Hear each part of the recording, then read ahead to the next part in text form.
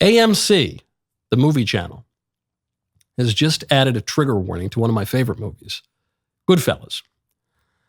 The trigger warning says this film includes language and or cultural stereotypes that are inconsistent with today's standards of inclusion and tolerance and may offend some viewers.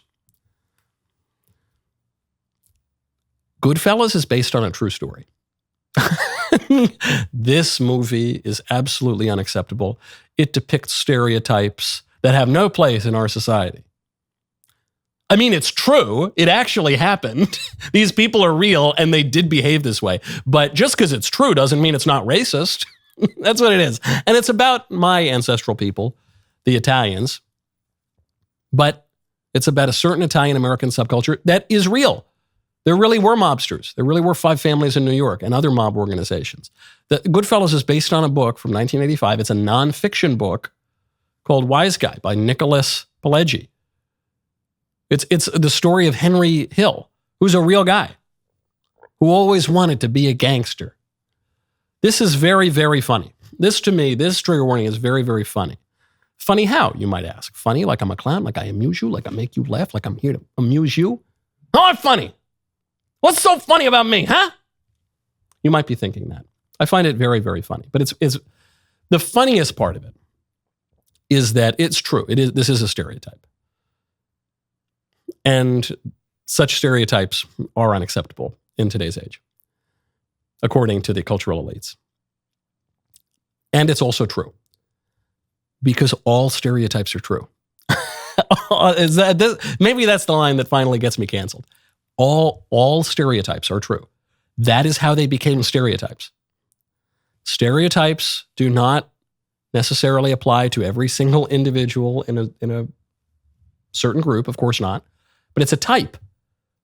It's a type. It's not an individual descriptor. It's a type. And they're all true. That is how they obtain. That's how they gain cultural currency, because people recognize them to be true. I love the Italian people. I have no shame about my ethnic heritage down my mother's side. But they did cultivate a certain subculture in America, and there was a little bit of crime associated with it, and it's true. Pope Francis had that long interview. We covered a lot of it yesterday. There was one clip of the interview, though, that for some reason, maybe I just missed it when I watched the whole interview. Maybe it wasn't released at the same time, but it did start going viral a little bit yesterday.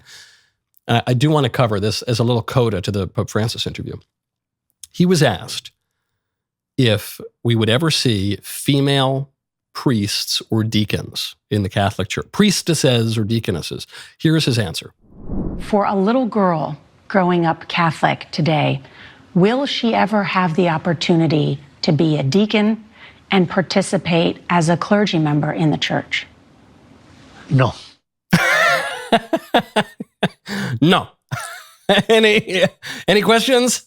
Can we just play that one more time? I really like that. It's very blunt. This woman leading up. Now listen, Papa Francesco, come on. We're reasonable people here. Don't you think we need to have priestesses and bishopresses and poperesses and deaconesses in the church? What do you say, Holy Father? For a little girl growing up Catholic today, will she ever have the opportunity to be a deacon and participate as a clergy member in the church? No. No, of course not. What was her follow-up question? Pope Francis, for a little boy growing up in the Catholic Church, will he ever have an opportunity to be a nun?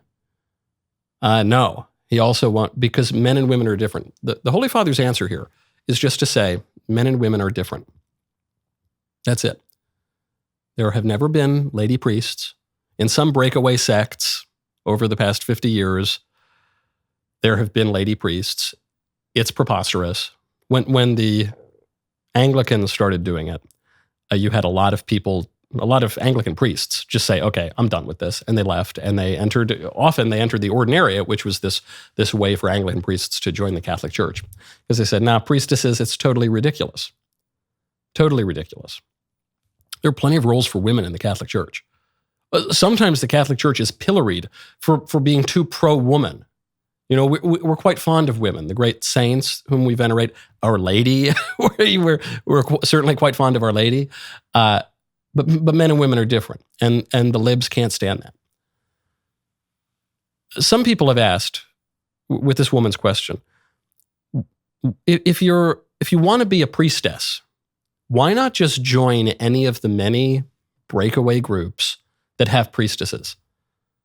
Why not become Episcopalian? They have priestesses. Why not? I assume the Methodists do now. The Methodists have gone a little bit lavender. They've gone a little bit rainbow. And I assume they have, though. There are plenty of Christian denominations and groups that have priestesses. Why not join one of them? Because the desire, the demand that the Catholic Church do something which she cannot do, which is pretend that women can be priests, the demand is much less about becoming something as it is about destroying something. If these people want to become priestesses, they can join any number of denominations. But there's a real draw here to the Catholic Church. The Catholic Church, whether you are Catholic, whether you like the Catholic Church, whether you hate the Catholic Church, I think you have to admit it's kind of the OG. Catholic Church, been around a long time. It is the dominant institution in our civilization.